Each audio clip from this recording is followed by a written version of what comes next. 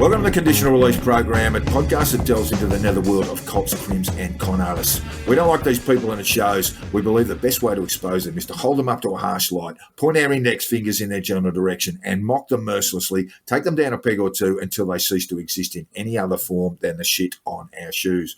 I'm Jack the Insider, otherwise known as Peter Hoisted for tax purposes. And I'm Joel Hill, and today we revisit the Nazi-infected wellness community in part 2 of our deeper dive. I think it was British monarch and abdicant Edward VIII who said, "Gee, that Adolf Hitler is a terribly nice guy, and don't they all look good in their uniforms?" Well, they did look rather sharp, to be fair. Well, that is the Brian Ferry view of the world. Very neat, very well tailored, the Waffen SS. And let's not worry too much about all that mass murder they were involved in. And maybe that's why people who just 2 years ago were harmlessly flogging mung bean body wash are now pining for the days of the Nuremberg rallies, a time where everyone knew where they stood, right up the front with a flaming cross giving off the calming scent of peppermint and oil of cloves. How soothing. Well, at least they look good doing it, but it's now through the power of social media that this kind of shit is reaching the most unsuspecting of targets.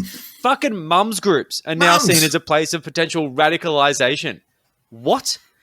Yoga studios are fertile ground for white supremacy recruitment.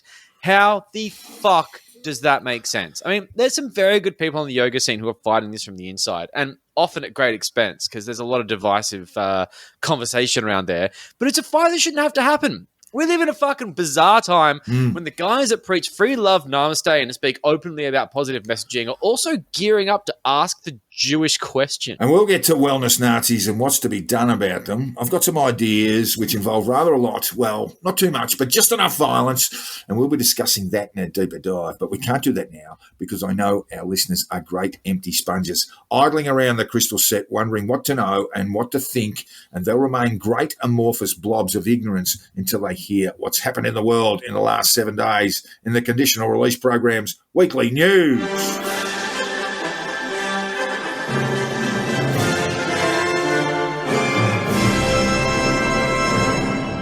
Yes, we're famous for only really covering the important issues of the time, like That's right. Fucking Pete Evans had for breakfast. But this time, this is actually kind of important because anti-vaxxers have had a huge win over the past week with reports of blood clotting in recipients of the AstraZeneca vaccine, the one that we are unfortunately lined up to get. Most of it, yeah, big chunk of Australian vaccinations, yes. It's the loser vaccine, and I know it's the one I'm going to get. So, in what's been called an abundance of caution, several EU states have halted the vaccine pending inquiry, and since then... Well, they did. They're all back on it now. Oh, yeah. That was a temporary thing, and let's face it, they were in a bit of a hurry. But they've established that a causal link with the vaccine is unlikely, but not impossible. And it's an overall safe vaccine, and that rollouts can proceed. Now, the AstraZeneca shot is different from the Pfizer-Moderna shot, as it uses a dead adenovirus, essentially a common cold, stuffed with a little bit of COVID-19 in the back end to provoke an immune response. Essentially, it's like a glorified flu shot. And with a flu shot, you get those, fevery symptoms because your immune system's going, what the fuck is this? Same sort of thing here. The thing with the Pfizer one is it sends this mRNA in there, which provokes an immune response to COVID exposure, but in an entirely different way. It's more like it just tells your immune system, oh, bro, this is going to happen. Like, oh, cool, man, don't worry about it. And then it has less side effects. It doesn't provoke that kind of immune response. It gives you those sort of fevers and gives you those sort of, side effects. It's more just putting the immune system on alert for a certain spike protein. I mean, I'm saying this as not a doctor. I don't necessarily know what the fuck I'm talking about, but let's face it, Craig Kelly speaks with a lot more confidence than I do, and he talks a lot of shit. He's not a fucking doctor. To be fair, though, Joel, Craig Kelly is a clot. You'd have to say he's a huge blood clot on the body politic. Probably going to cause more deaths. Anti-vaxxers have grabbed the ball and run hard with this one. Of course they have. They will take anything they can get their hands on to scare the shit out of people. Yep. And it's working to a point. And this abundance of caution has, as usual, turned into an abundance of fear-mongering and political propaganda. Yeah, they'll fucking run with anything they can get or just make it up if there's a bit of a quiet fucking news week.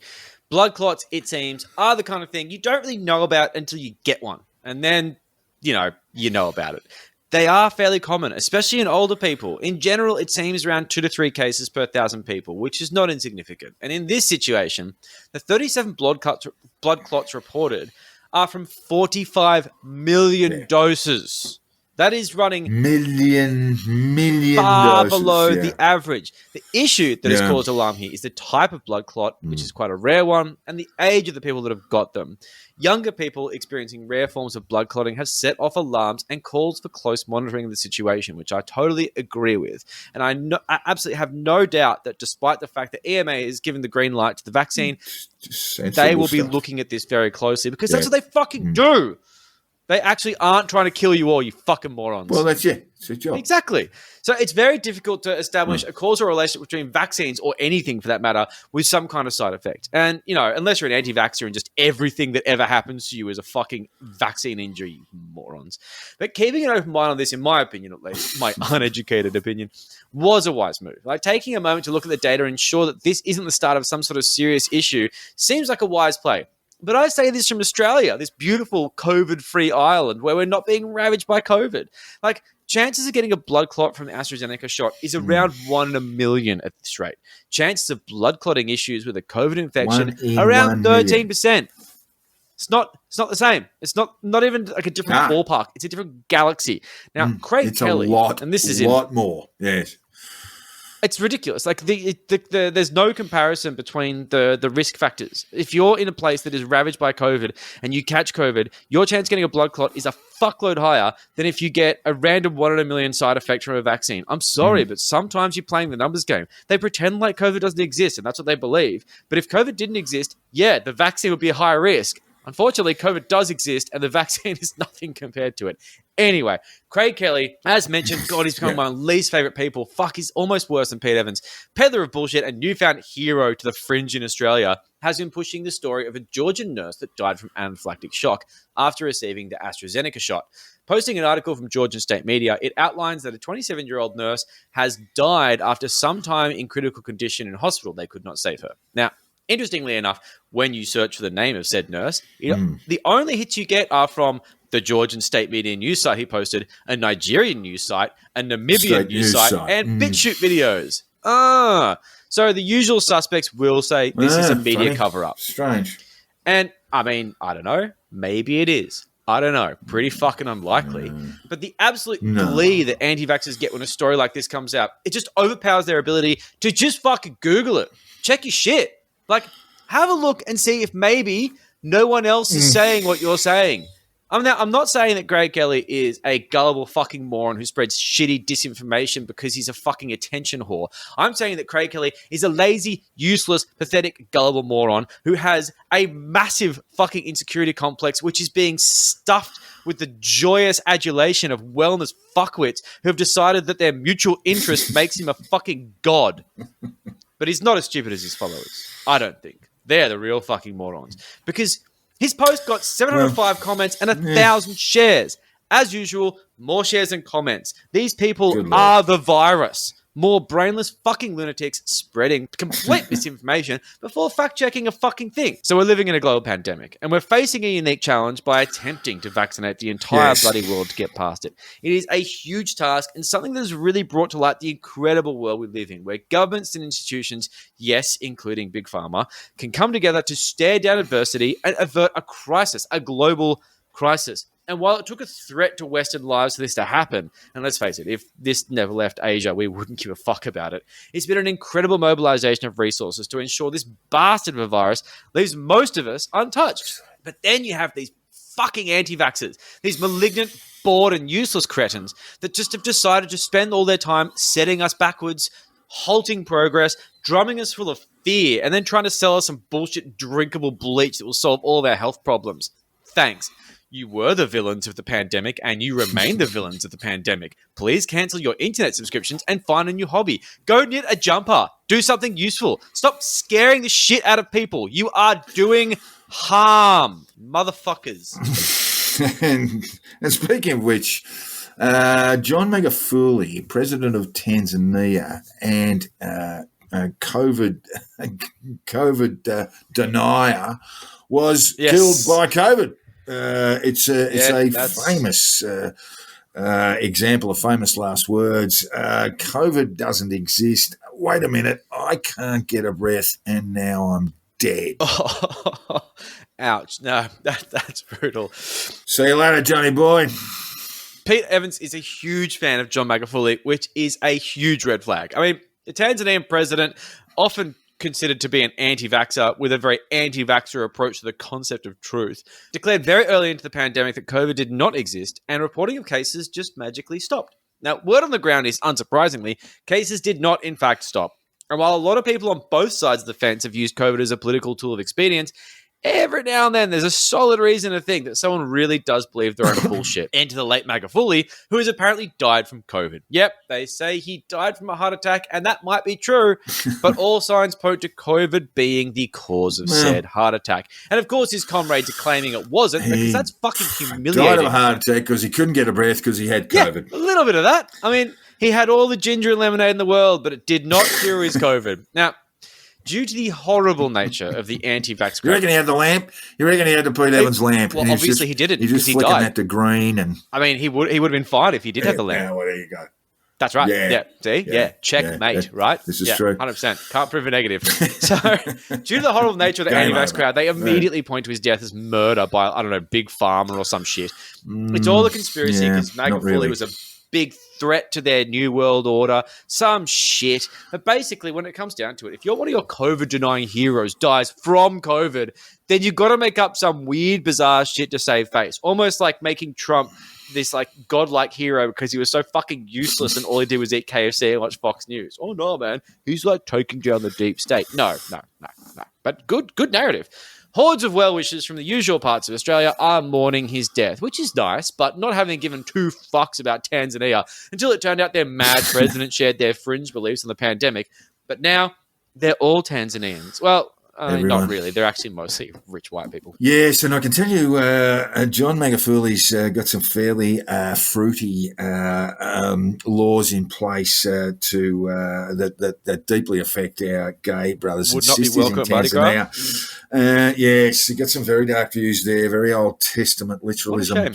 It is. And it must be said, though, that at the Conditional Release Program, we do not celebrate deaths, but this is an important one to highlight.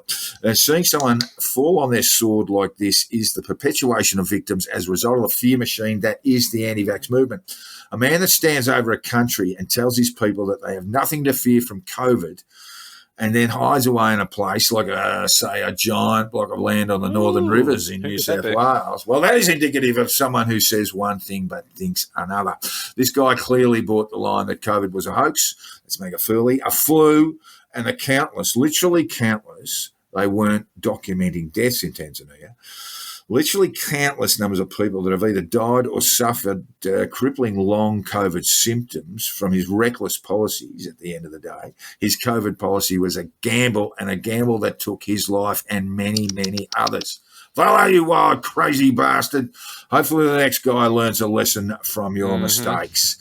And speaking of mistakes, Joel, there were a great many genetic mistakes wandering around our capital cities yesterday. They don't send their best. In the worldwide, is that really apt? I mean, were there marches for freedom in Tanzania, for example? Was their worldwide march really a worldwide march for freedom? There's a few bugs in London, I think. Well, that's not exactly global, probably is a it? Probably a few peeled fuckwits in Germany.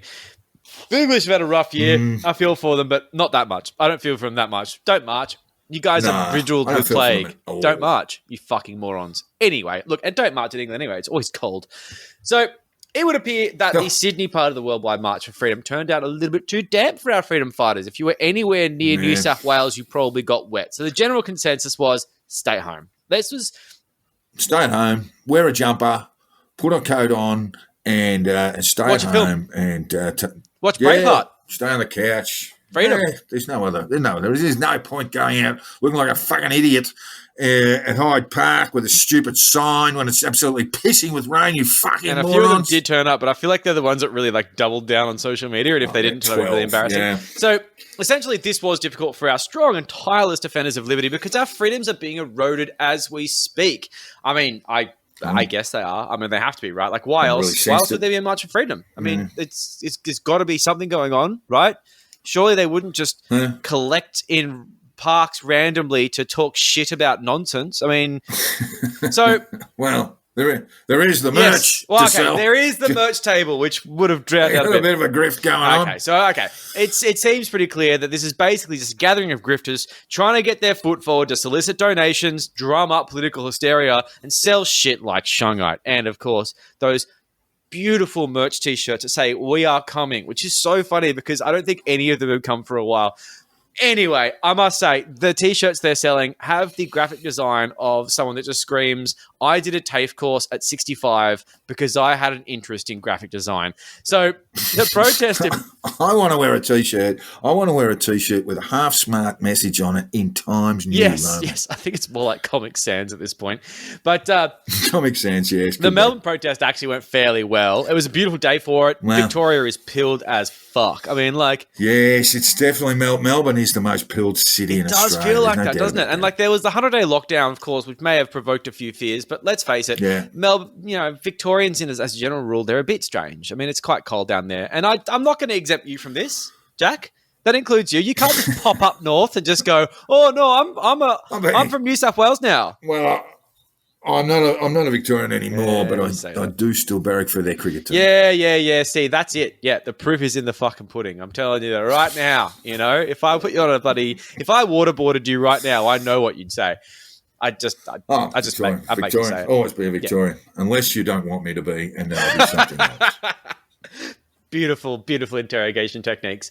So while Monica Smith from Reignite Democracy Australia battled with her phone to live stream the protest, which I was watching giggling to myself, finding her auto-rotate function on the phone, giving her endless grief, and she just didn't know how to turn it off. So it kept on moving around, and it was just fucking hilarious. She's like, "Oh my God, my phone, it starts playing up."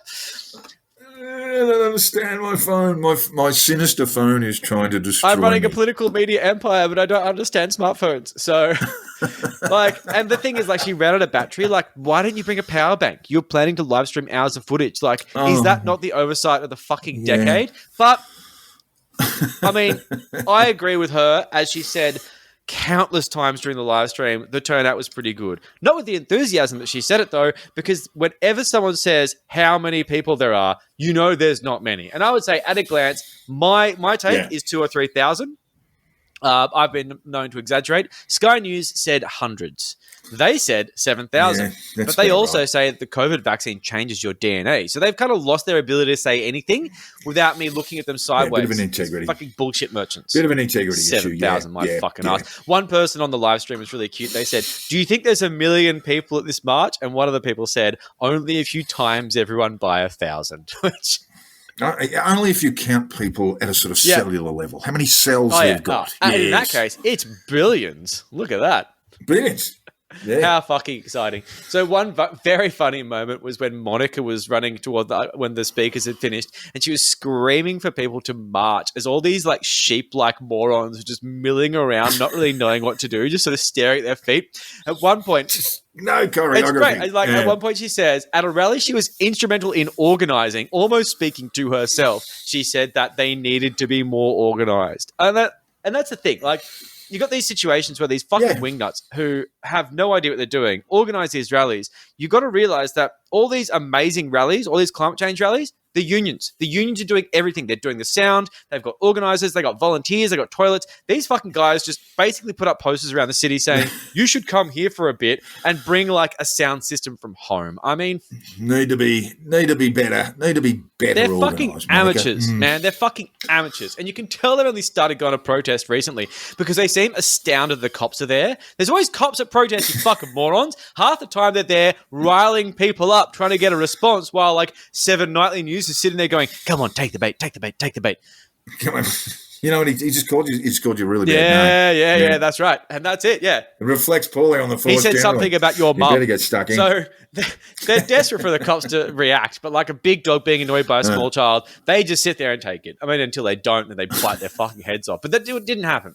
One man kept on yelling, "Pedophile protectors! Pedophile protectors!" at police, while they just stood there and just basically copped it in this stoic formation of bored state power. Buggers. I mean, look, as far as I can tell, the Victoria Police Force haven't been pedophile protectors for at least 20 years. They were. So there's just very much, yes, they certainly were. And listening listeners can have a listen to our band. Yes. Well, it's banned on YouTube, but they can have a listen to our band podcast on Dennis Ryan and the Unholy Trinity story, and how basically clerical pedophiles, Catholic clerical pedophiles, were protected by rogue police. But that's another story. I don't think that's what he meant. I think he meant that they protect Dan Andrews, and Dan Andrews is a pedophile. I have a feeling he hasn't read your book. Yeah, I think that's where he was probably. He probably should read your book, though. You know, it's a bit sad. So this is one of the things that makes me really laugh, because essentially he's yelling at pedo protectors, and some genius on Facebook suggested the obnoxious dickhead in question wasn't peaceful protesters calling the police pedo protectors. That was the paid infiltrators, like the George Soros operatives or whatever the fuck it is, which once again shows you can turn up to something, be a complete fuckwit, and then anything that in retrospect seems a little bit tasteless and maybe out of line is simply the work of paid Antifa operatives. I mean, that's come right. on. Not one of ours at Antifa. It's always Antifa. The Capitol Hill riot. Oh, fucking Antifa. But, yelling pedo protector at cops is completely on brand for these people. That being said, the last time that they were at a protest, they were chanting uphold the right, and they seem to have lost a bit of faith in their friends in the cops. Bit sad. Yeah, look, basically I prefer if they went the old French, tenez le droit, which is the old Victoria Police motto. Now it's been anglicised to uphold the rights. Le droit. Basically, tenez le droit. I like it. It's good. Yeah, but of course I don't think there are a lot of bilingual folk among the protesters, nor, it must be said, among the Victoria Police. And so they've gone with the not a lot of literate people version as well. I think that's why they watch BitChute videos, because they can't fucking read. Anyway. Serial grifter and compulsive liar Morgan C. Jonas, who is a massive piece of shit, and I cannot wait till he fades into obscurity, has aligned himself with the Reignite Democracy brand very strongly because it's a political cash cow, and as a grifter, he knows where to go. He had a good go at the cops in his fairly meaningless speech, just drumming up hysteria, fear, and loathing. No substance at all. And, nothing going on. Watching the speakers, there was just nothing to report, nothing new, nothing interesting. So I didn't really see much of this one. Usually there's a great highlight reel from Cam Smith on Twitter or someone like that, showing all the funny moments, because when these people gather in public, funny things do happen. But if someone says something stupid in the forest, but no one's there to see it, I mean, did it really happen? Yeah. I mean, it's a real shame. That's it, yeah. Is it yeah, funny? I mean, that's it. And I just feel like there was a lot of things I didn't see, but there's actually, maybe it's not, because on the surface, this rally was just kind of sad. The signs that I saw were God wins in the end, which is ominous and weird. You can't inject health, which is missing the fucking point by about 1,000 meters. Legalize freedom with a fucking Z in it. No. Oh, you idiots. No. Oh, give me the red pen. Give the red pen and a bit of a slapping to whoever was involved in that. Legalised with an Z. Jesus Christ. It's just so painful. Stop copying and pasting shit from America. And I do not consent, which is just not witty, clever, or amusing. And it just seems like they're not sending their best anymore. Or if they ever did. Not even relevant. It's a bit sad. At least have one Simpsons meme, you fucking... The B team. They got the B team rolled out. It truly is. And there was, it's just sad. So, I think the freedom marches are getting a bit tiresome. And so you don't like the vaccine. Cool. We've heard that. Freedom something. I don't even know what freedom you're fighting for anymore. Things are pretty free. Scott Morrison assured us that we're not going to be shot for marching, even for causes like women's rights. And I mean, that to me, it's just terrific. If you're going to get the rifles out, that's what you get it for. Bunch of chicks out, shoot them up. That sounds like a completely logical thing. But in this promised land, the rifles are safe in their safes. So they march, they cause some noise, they say cook things that are kind of funny, but nobody really cares anymore. The joke is kind of old. No, it's a shame, because I still think it's kind of funny. I do too, but finally in our news, I was on the telly this morning doing the Talking Pictures segment with my Bowers as part of the Insiders program. And I was recorded, this is all pre-recorded, on Friday. And I told the story of WA, the state of Western Australia, being the sole remaining state or territory in the Commonwealth that continued to lock people up for non-payment of fines. And this was particularly critical to First Nations women who often suffered not just incarceration but family dislocation as well. Now, I got that wrong. In fact, the McGowan government stopped incarcerating people for fine default alone as of June last year, 3 years into their 4-year term. And there was a statement from WA Attorney General John Quigley issued back then, and I'll just read a little bit of it. He goes the political angle first up by saying imprisoning people for fine default alone was a bad policy and one that was ignored by the former Barnett Harvey Liberal government. Well, you ignored it for 3 of the first 4 years, Johnson. Don't fucking boast, man. I am pleased that the McGowan government has finally relinquished the old system, he said. We expect to see a significant reduction in the number of debtors being imprisoned for fine default alone. How about fucking zero, John? But a significant reduction, particularly in regional and remote parts of the state. So I was wrong about that, and I apologise to the McGowan government for that. It's been a running sore for a long time, and the fact that they got around to do this in June, as I say, that basically the last year of their 4-year term should have been done a lot earlier.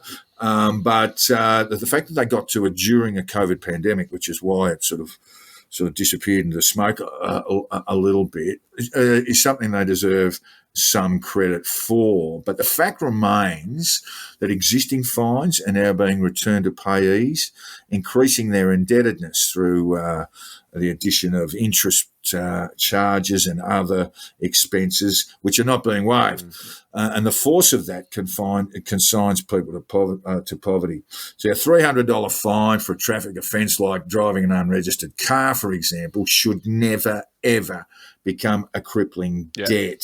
And what I can tell listeners is we'll keep an eye on how that's going in Western Australia and report back in due course. We will be giving a bit of an update, and I will be getting hold of the Attorney General for a statement from him, and then we'll ask a few people on the ground how it's going as well. But we can't get to that now because it's time for part 2 of our deeper dive. It's just 3 on my script here, which I would have think was just completely over the top. But it is time for part 2 of our deeper dive, where we have a look at simple idiots who think aromatherapy might cure cancer and how they've gone full Nazi. How on earth can that happen? And we're going to let you know right now.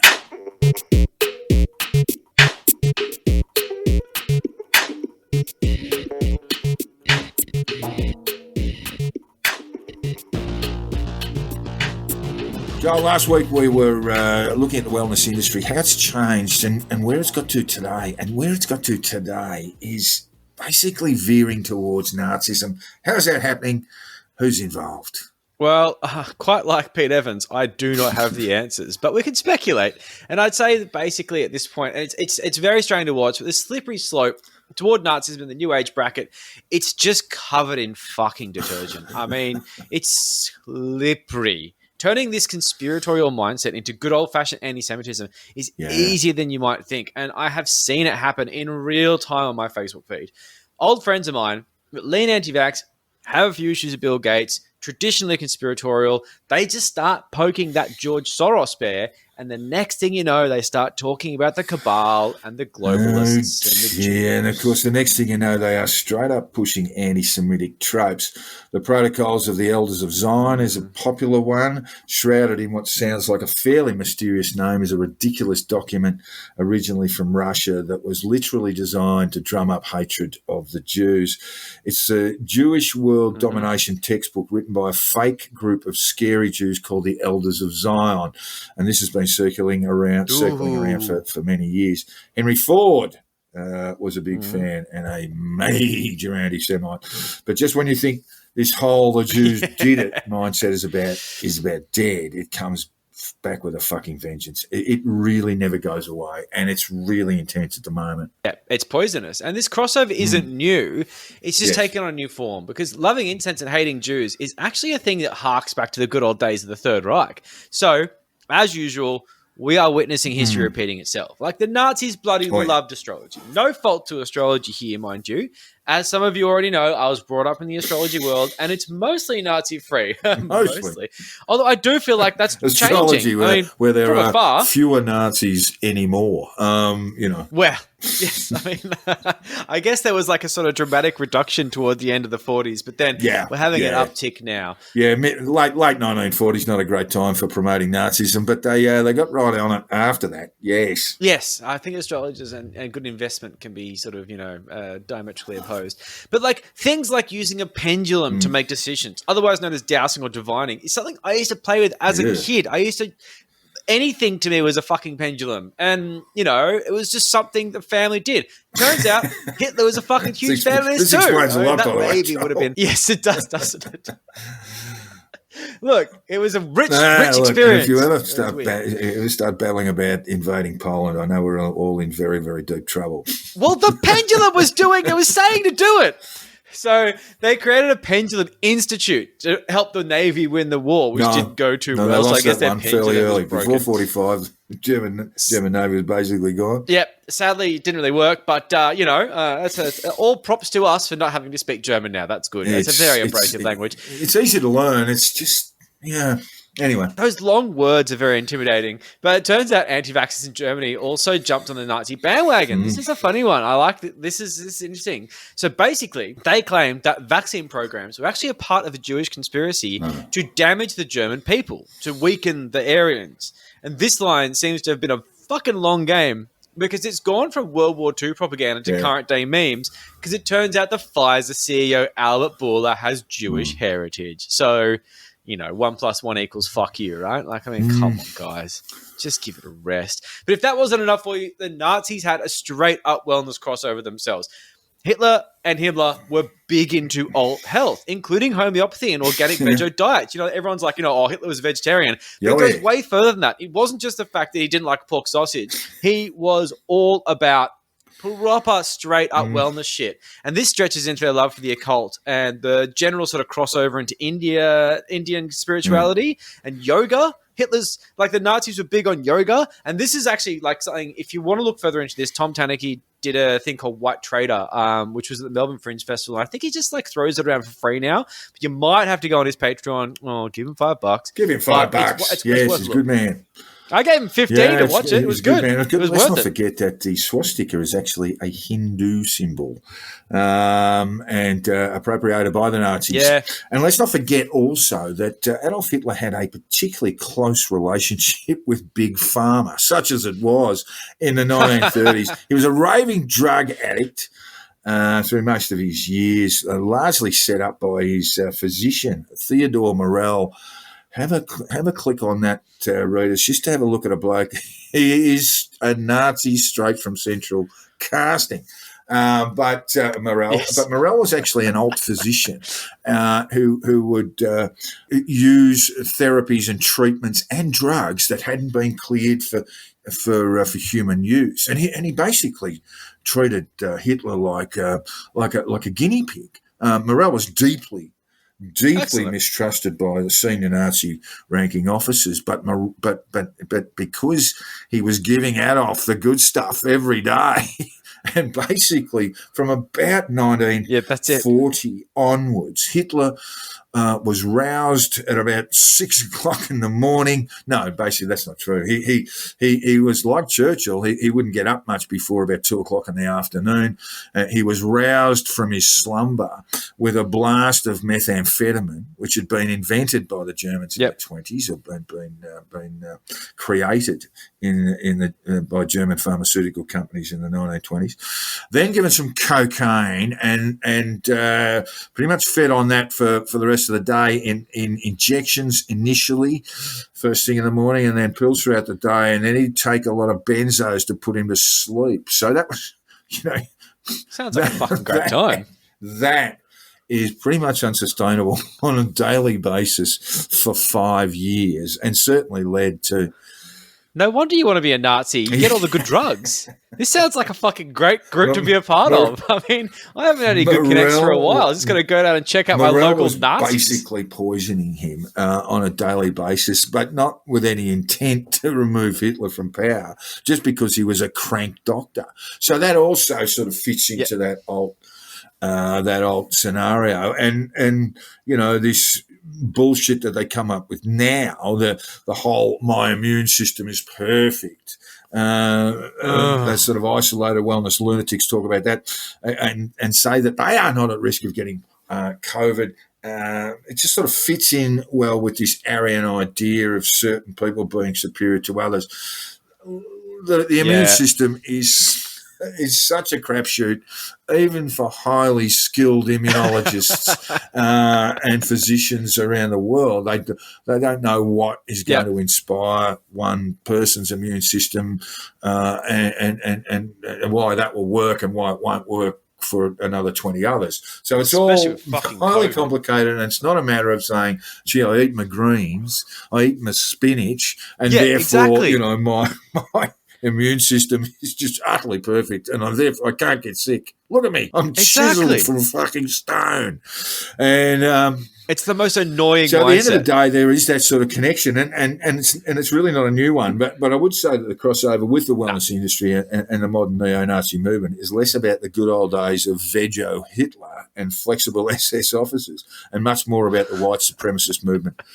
Knowing how to pick a good rube from the crowd, and that's what's really going on. Coronavirus has been an amazing way to see who is gullible and who is not. Yeah, it has been a bit of a litmus test for morons. But, despite lockdowns, we've seen in-person protest and rallies, general sort of, collections of people, mostly against the lockdown itself, which has like a sort of delightful irony to it. But the BLM movement in the US and across the world has maintained a huge presence despite restrictions on movement. But these people wear fucking masks. It's a huge difference. These fucking freedom rallies are these plague rats walking around unsheathed, breathing on each other, saying, "Oh, I think I had a cough recently. Can you look at my lungs?" And also, the world is run by a cabal of Jewish bankers, and that's kind of true. I mean, well, is it? Well, no, that's not true. But I would say that that still we have alarming numbers of extreme right activists in Europe and the United States. We have growing numbers in Australia as well. Yeah. And look, the BLM movement is a global movement. And which finds different forms in other places, but we are still seeing large numbers at right-wing rallies, and in Europe in particular, and we've seen the influence of it in the United States, and a little bit here too. It never goes away, and the red pilling sort of happens online. These days in private Telegram groups, due to the sort of social media crackdowns of late and more traditional forms, operating in the shadows, etc. When they march, we see them in all their glory. In the States, we see the Q-Anon banners, the Trump flags mixed with Proud Boys, militia groups, and good old-fashioned Nazis, all high-fiving each other over not wearing a mask at the shops. So there's that connection, right? There's that connection.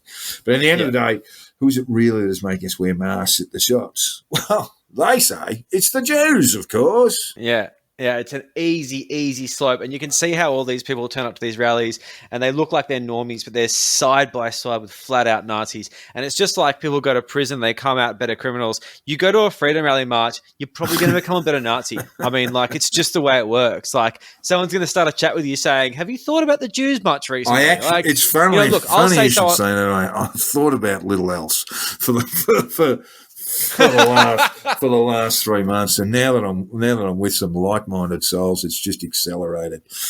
Yes, that's accelerating. That's something we'll talk about later. So, look, someone very close to me who I will not name, this is a bit of a scarring moment for me, to be honest, but I'm going to speak very candidly about it.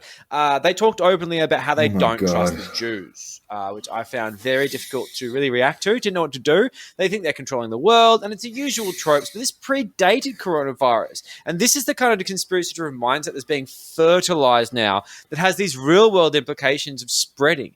Because I know, she has Jewish friends. This person close to you has Jewish friends. Yeah. But but it would be that thing of oh no, not you. No, the other ones. The bad ones. Textbook racism bullshit. And it's that sort of mindset that just I don't really know how to deal with that. And I was in shock at the time.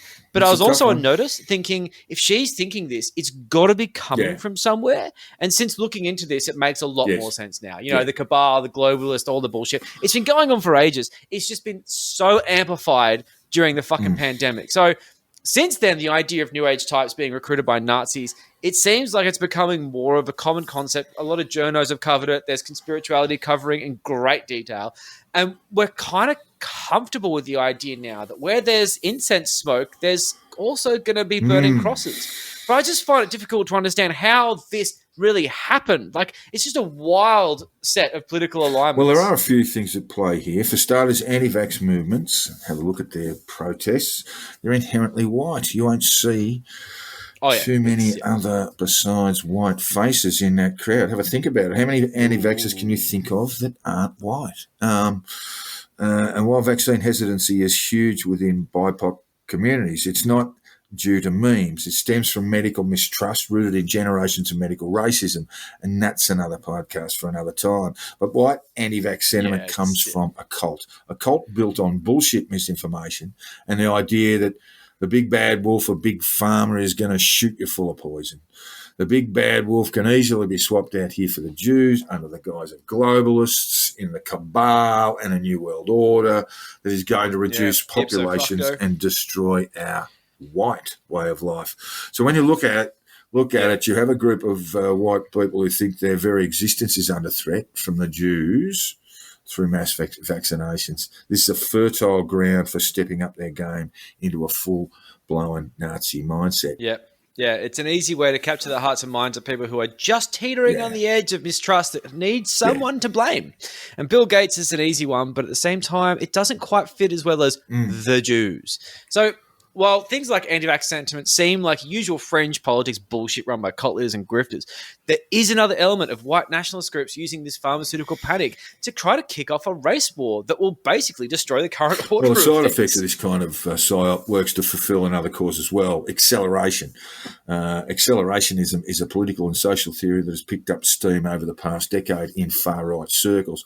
They feel that a violent overthrow of the current system is inevitable and clearly have political ADHD. And while I share their traits of impatience, I'm really not looking forward to any casual civil war scenarios these dickheads are looking to kickstart. Destabilising trust in traditional Western institutions such as democracy, our parliaments, our courts, and the health of our population are excellent ways to get that ball rolling. Yeah, I mean, I was looking into this and I saw there's this Telegram group. This is from a Daily Beast article called the Corona Chan News. I'm guessing Chan's 4chan. Yeah. Great. And there's the plot to inject white nationalism into the anti-vax scene. It is overt and shameless. They're not even fucking hiding it. One of these nutters in this group said, we must further radicalize the anti-vaccine movement. Another one said, they have the potential for extremism against the system. Encourage militancy. The racial angle can be used or it can be avoided for wider reach. Propaganda memes will be essential for this effort. And you can see that memes work in, as we mentioned earlier, Craig Kelly's post, 700 comments, 1,000 shares. These people are the virus. They will share shit. Well, Craig's an like anti-vaxxer, but I wouldn't put him in the anti-Semitic territory. But that's basically just an indication. An indication of how these things can progress so quickly. Yeah. Exactly. And that's the thing of the wider reach issue. Like, you know, if you put something that makes these things racist for white in this thing, they won't get as shared. Because Craig isn't. No, Craig's not a Nazi. Craig talks a fair bit of bullshit he's a lot of things. He's not a Nazi. About COVID policy. But yes, I mean, it's just a way of that sort of snowballing effect of social media and where it's all sort of going. No, I was just going to say, those avenues are already open. So through social media, from hard right groups into the sort of wellness type,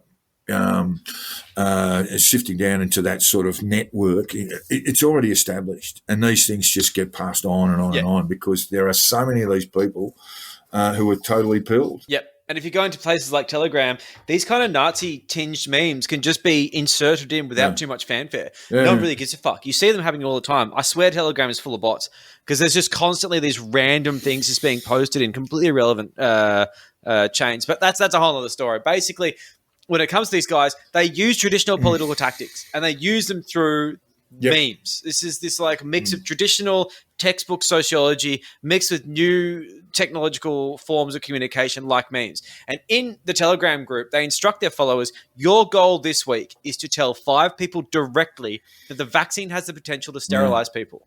Family and friends first. Nobody in public health is mobilizing like this. Political organizing works. When you tell someone to tell 5 people, that's an exponential effect. This will work. And a phrase I never thought I would see, militant wellness, is now a thing. People are so radicalised by the idea of alternative health treatments that they start to resemble a sort of military operation, organising and using propaganda tactics to push a message with an objective, and a bizarre one at that, to push people away from pharmaceutical solutions and toward supplements, the grift. There it is. What a strange hill to die on. It feels like the next pipe bomb we find is going to have a fucking manifesto about taking vitamin C daily attached to it. It's bizarre. I mean, like, we've got a situation here where, like, absolute crooks, like former self-proclaimed rock star and general political new age pest, Sacha Stone, riling up people for serious actions, actual violence, throwing the term around treason and talking about taking out lawmakers, like as if he even fucking knows that means. The grave nature of these spirituality mixed diatribes, laced with these politically violent calls to action that tend toward the extreme right wing, are surely going to be keeping law enforcement awake at night over the next few years. I mean, the implication of violence in the militant wellness community are actually quite scary, and it's the last place you'd fucking expect it. I mean, what I'd say is that it shocked me when I first saw it a year ago. Yeah. And now people like you and I, Joel, look into this world. We're almost becoming complacent about it now. It feels like a part of the furniture. Yeah, it does. It does. Craig Kelly couldn't even sell this furniture.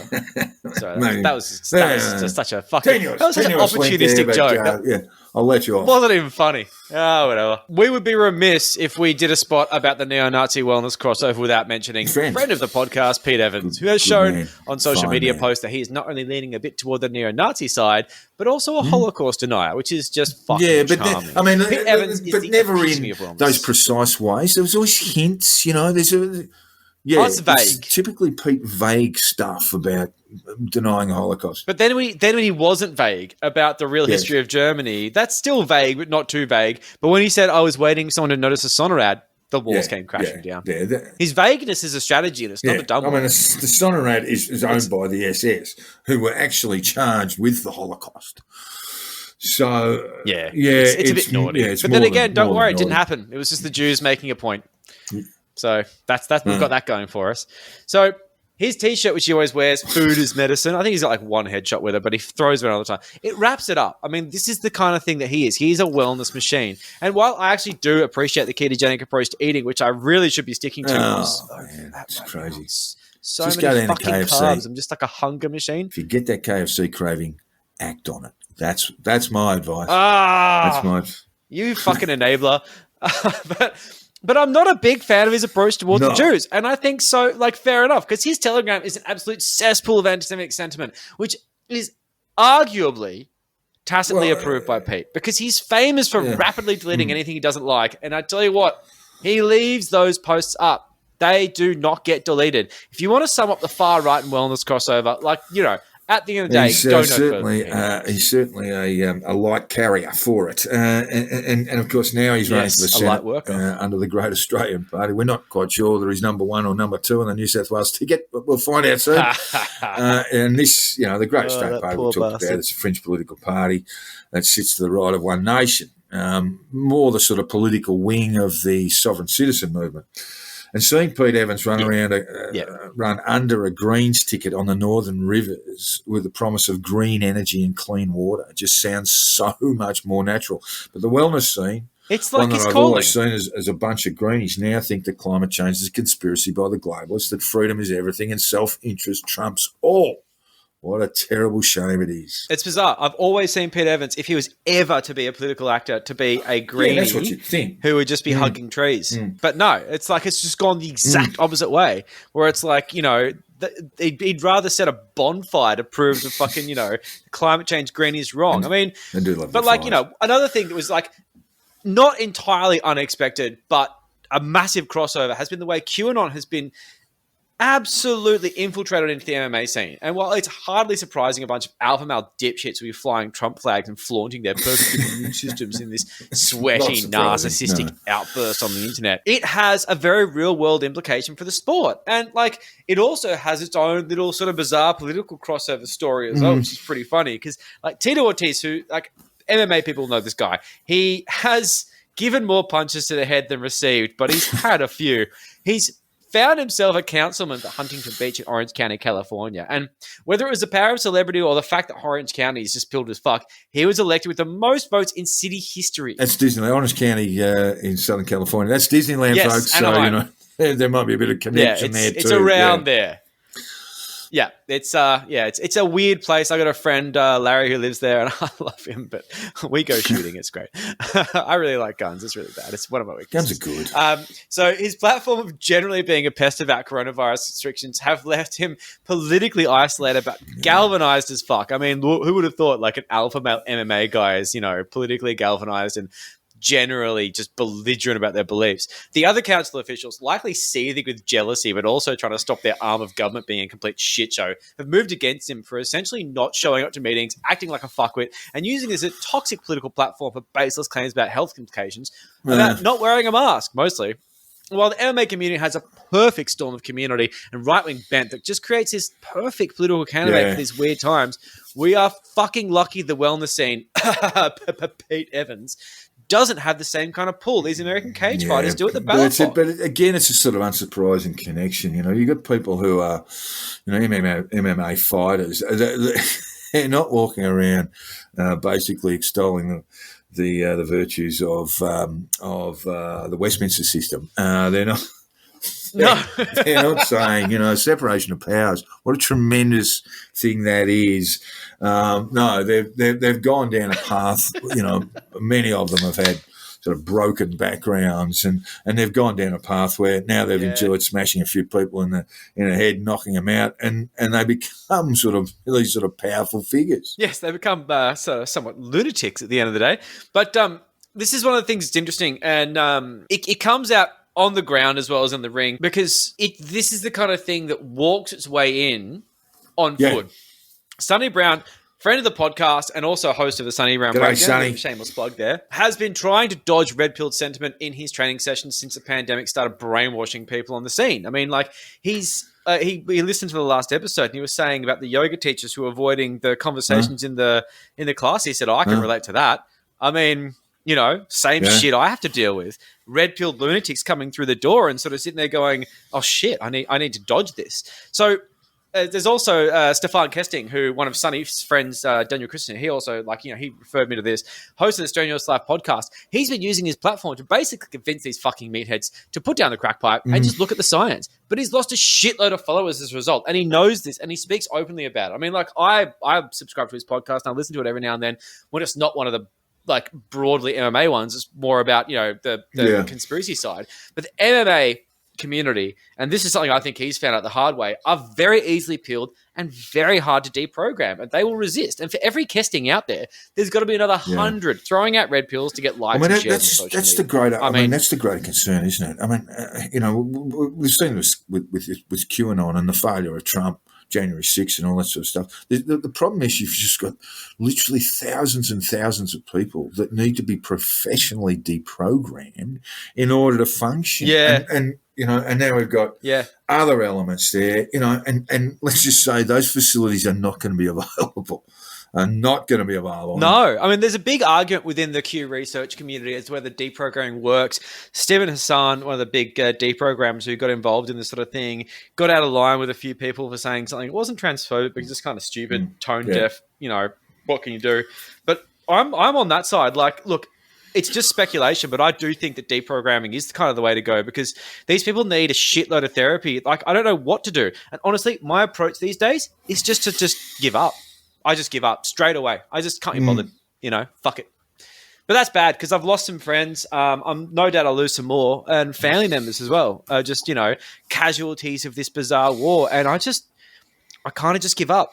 because Well, I don't know I'd how give to up save on you, them. and I've got other shit to do. You just sort of have to give up on it. And I've got to do the fucking laundry. I can't be bothered. But that just means that these people are never going to get better, and they just surround themselves with like-minded lunatics until it gets to a point where they've got a new thing to follow. Like when Q stops posting, they just find a new thing because they're already in this fucking cult. The only people that are their friends now are lunatics, and their only mutual interest is being a lunatic. I mean, like it's a sort of mass kind of culture and effect. The only things that they're actually informing themselves with are the things that they agree with, and everything else is rejected. So it becomes, there is just a vicious cycle. There is no influence that's going to take them away from the cliff. It's like that, and we're seeing this with the coronavirus being weaponized for political gain, basically across all parties, but more notably by failed furniture salesman and ex-Liberal Party MP who is now the independent member for Hughes, Craig fucking Kelly. Now, Kelly has found an almost cult-like following on social media with a bizarre melange of libertarians, wellness lunatics, mostly wellness lunatics, and they've become adoring fans of one of the least inspiring political figures in Australian history, just because he's pushing an anti-vaccine and pro-alternative health to COVID-19. It's so easy to be a completely shit individual with no fucking merit. You say a few things that are anti-vax and pro-alternative health, and all of a sudden, you're a god. It's just painful. Craig was looking at a pre-selection battle for the seat of Hughes that he was not going to fucking win. He was objectively out of a job. So what did he do? He reformed himself as a lunatic fringe cult leader. Putting aside the idea that his memes are being probably made by staffers on government salaries, and I have nothing to back that up with, but I would like to see whether he's using Crown employees for that. But regardless, Kelly is a misinformation machine gun. And while this might land in a plum spot in Sky News After Dark, it's not going to get you back into Parliament, champ. You're not going to get the fucking numbers. The fringe is the fringe for a reason. You don't get votes. So whether it's the Great Australian Party or Reignite Democracy, the two groups that basically give him the most oxygen and support right now, the fringe are exactly that. They're the fringe. You're not the majority. You're the fringe. So despite the countless engagements he gets on social media, drumming up his loyal followers into a fear-induced frenzy of anxiety and general lunacy, it's not going to get you back in the House of Reps, champ. I said in previous episodes, I would imagine it'll get, if he runs as an independent in Hughes at the next federal election, he'll get less than 3,000 or 4,000 votes, and that's in a pool of about 100,000 voters. So, and that's it. They're the people who support him. That lunatic he's just going to go nowhere. 3 or 4% of Australia. There's just no chance at all. I don't even know if he's going to run for the seat again. But a Liberal Party politician, a failed furniture salesman, and his complete blockhead from the South is now this New Age cult leader. How the fuck did that happen? His comment section are full of these enlightened New Age types saying, "Go Craig," like as if he isn't just a bit of a fucking dope that snuck into pre-selection on an unlikely election cycle and then just sort of Bradbury'd his way into this new fucking specialty of being a fucking New Age health alt fucking guru. Piss off. It's amazing how you can just pander to these people and suddenly you are just deified by morons. They will share your memes and it will just go from there. And this is just the most bizarre thing because somehow you think you have credibility because ivermectin, because you're copy and pasting cleanest weird preprints from nowhere.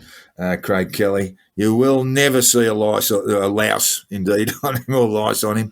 But look, the truth is we are at the end of an era. Trump, the supposed light worker of the militant wellness community, has been deposed. And while he's going to be a pest for some time, I can't see him keeping the attention of the wellness guys who will move on to other false idols in the anti-vaccine fear and anxiety industry. Trump, let's not forget, has come out as pro-vaccine.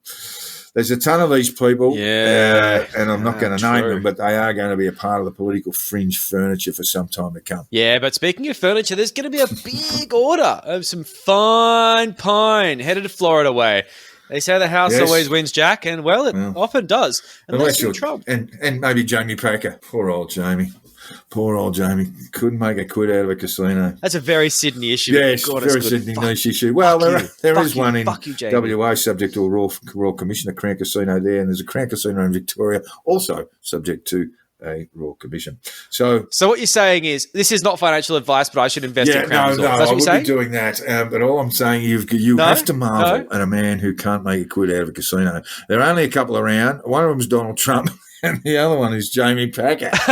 and he's just about to do a generational shift because you see, Eric, always seeking to follow in his father's footsteps, has decided to continue this line of failure. And I reckon he's onto a winner. And Trump loves a winner. So Eric better lose big to be a winner. Because otherwise, I mean, he's just going to be like a bastard on Father's Day.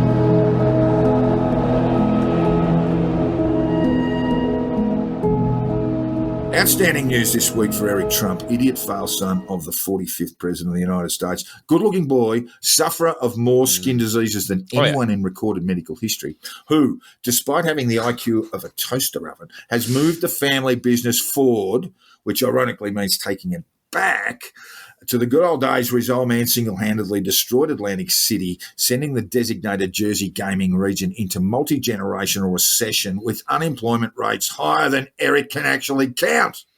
And that's 9, by the way, listeners. Eric has been able to grasp the decimal numeral system up to 7 for many, many years, but had to stop there because the internationally accepted symbol for the number 8 made him giggle with a little bit of wee coming out into his already soaked underpants as he thinks it looks a lot like his dad. Love you, Dad. It looks a lot like his dad's fat head atop his even fatter ass, which does make sense when you think about it.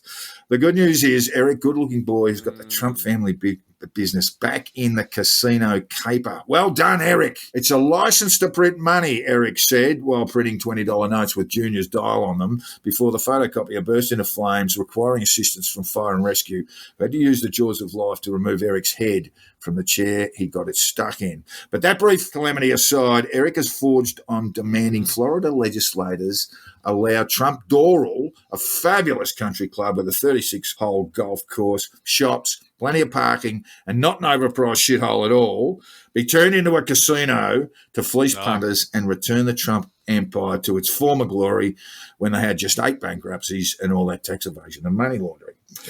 Eric is a gambler, Joel, just like his dad. Love you, Dad. And when he had a punt in a roulette wheel, he remembered the Donald's words, never bet on black. And so Eric doubled down on red with a little ball that Eric can't take his eyes off, bouncing and jumping around the wheel before settling neatly onto black numbers a record 48 times in a row.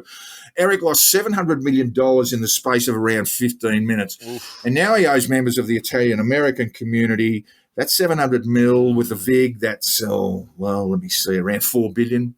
Payable by Monday. Or you won't be seeing Eric Trump around no more, according to a spokesperson for the Italian-American community who goes by the name of Rocco. They're going to take Eric's thumbs, Joel, and how is he going to scratch those festering sores around his groin then? But it's not all bad news for Eric, with Mar-a-Lago closing due to COVID, or at least that's the way the fake media reported. The truth is, Eric's pet hamster has got fleas, and those fleas have been biting a lot of people at Mar-a-Lago, forcing the golf course to be closed, and his dad having to gnaw on frozen Trump steaks because the only people who can cook for him have fallen to the 4th visitation of the bubonic plague. But bless him, thumbless Eric remains cheerfully optimistic, although I have to say I'm not the only one to be concerned about the state of the buboes on his face and neck that are, and I quote the Trump family doctor here, the like of which we haven't seen in 7 centuries. But we mustn't worry about the Trump's family battles with the Black Death, Joel. After all, what self-respecting bacteria would choose to live in Donald Trump's fat ass? And around the buboes and a hacking cough might get Donnie Jr. off the okie doke, at least for a day or two. And the Black Death can only be a good thing for the Trump family, or it might wipe out 2/3 of the world's population. But we can't worry about that because now it's time for this. It's time to pop on our fake coronavirus T-shirts, bask in the glow of a lamp that is worth every penny of the 25 large we paid for it, and listen intently, shushing people who are making a racket in the background. Shut the fuck up, you clowns. It's time for the week in Pete Evans.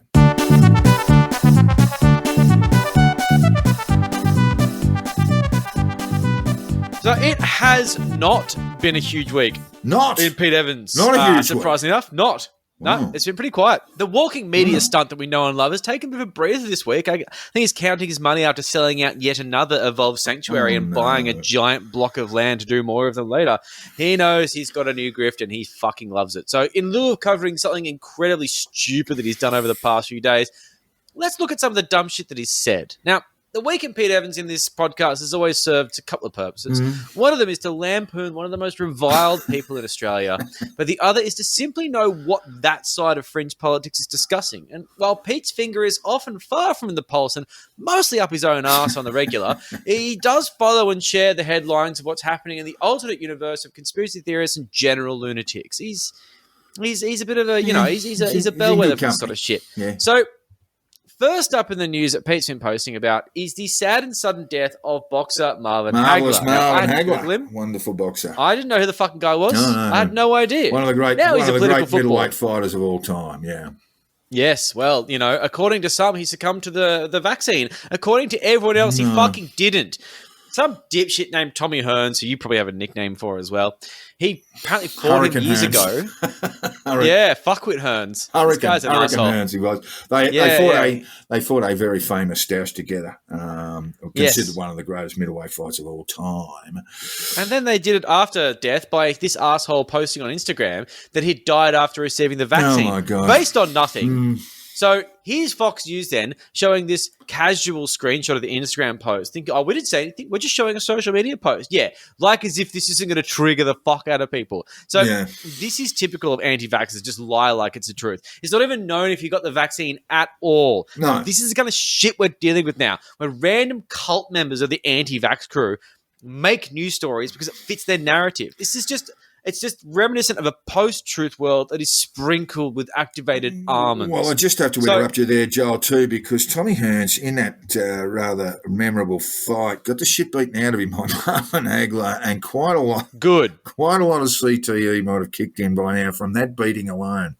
Yes. So, yeah, that might explain what Tommy's up to at the moment, learning to count to 10 back to front and then babbling about the vaccine. Yep. I would like to think that a lot of the anti-vaxxers are victims of horrific head trauma. RFK's got the years of heroin abuse to blame. It's an interesting study. We should put in for a grant, several $1 million to determine the link between anti-vaxxers and CTE. Yep. I like to think it's head injury, and to be honest, I'd like an anti-vaxxer to just give us the evidence so we can make up the story and keep the money. Smaller brains. Very anti-vaxxer behavior. behavior. Smaller brains than usual, yes. Yes, swollen too. Another perler that is absolutely out of context headline from a fake news website that our thought leader shared to his adoring followers on Telegram, 30,000 of them. Israel passes law to mandate freedom tracking bracelets. And he quotes the article wildly out of context that anyone who hasn't had a shot or already had coronavirus and subsequently twice tested negative and does not accept the tracking bracelet will be forced to undergo quarantine in a military manned facility. That's what Pete says? Well, that's the quote that he pulled. Has he spoken to any Palestinians? Yes, that's it. Yeah. I don't think the Palestinians are going to a military manned hotel. They're not on the mandatory vaccine in Israel, by the way. And the quote continues, Israel is also operating a two-tier society where those who have been vaccinated have a green pass to go where they want, and those who haven't must stay under lockdown. Oh, that's all very ominous. Oh, yeah. You see, what's actually happening here is that Israel is giving people the option to wear a tracking bracelet instead of the hotel quarantine system, which they have in place for returning travelers, just like we do. We could relate to that, can't we, Pete? Although, unless you fucking say that, no one knows. Now, essentially, this gives people the option to return home, but will be tracked by said bracelet to stop people from going out and spreading the virus. And you know why they have this? Fucking Pete Evans supporters. You're the cunts that will go on walks just for the fun of it when you've just come back from fucking New York, you penises. You're the types who will happily flaunt quarantine because you think the virus is a fucking hoax. Just like a dipshit in Western Australia who went out for a nice little walk during a stay in hotel quarantine because of fucking freedom. These bracelets are designed for the very special few fuckwits who think they can do what they want at the expense of greater society. Yeah. That means you. So it's not nationwide. It's not nationwide. It's designed essentially for people who come into the country and go into mandatory quarantine.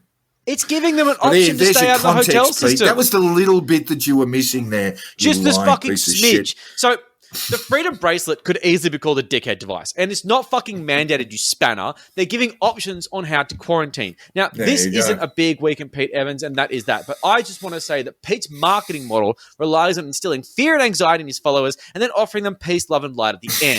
It's the kind of shit you see in abusive relationships. You give them immense terror, followed by a hug and a kiss. This fucking clown is a cult leader of the highest order, and posting complete misinformation designed to scare the shit out of people should be seen for what it is. And yeah, okay, so I had to make this up to fill in for a very slow week in Pete Evans, but it feels good to get that off my chest, because as the world starts to emerge from a pandemic, we look forward to a brighter future, and it's cunts like this who will ensure that we emerge from this pandemic full of fear, anxiety, and the distrust for those around us. Yes, well, you have been listening to the Conditional Release program with your host, Jack the Insider and Joel Hill. If you haven't already, hit the subscribe button, and if you've enjoyed our bullshit, throw us a 5-star review on your podcast app. Jack can be found on Twitter on @JackTheInsider, and Joel on @CrunchyMoses with a K. We set up a Facebook page and also a shitposting group, which you can find fairly easily if you search for it. Both there. Now, promoting a podcast is easier said than done, so if you could share this episode or a past episode or just anything, spray paint the name of the podcast on a wall. Just do anything you can to get some more hearts and minds, because we really do appreciate it, and it gives us a real kick to see the numbers popping up and knowing that a few more people are getting unpilled. Yeah, it does, and it's great to see that those sorts of things popping up on Twitter and Facebook and other places. It's really very great. Appreciative. Thank you very much. But keep it coming, please. And finally, all feedback, tips, and death threats should be sent to the Conditional Release program @gmail.com. We would love to hear from you, even if you're going to anoint our noggins with sandalwood, and tell us to relax, let everything out, breathing deeply through our nostrils while telling us about the cabal of Jewish bankers who secretly run the world. Thanks, listeners. They're going to kill us all. We'll catch you next week. Thanks, guys. See you then.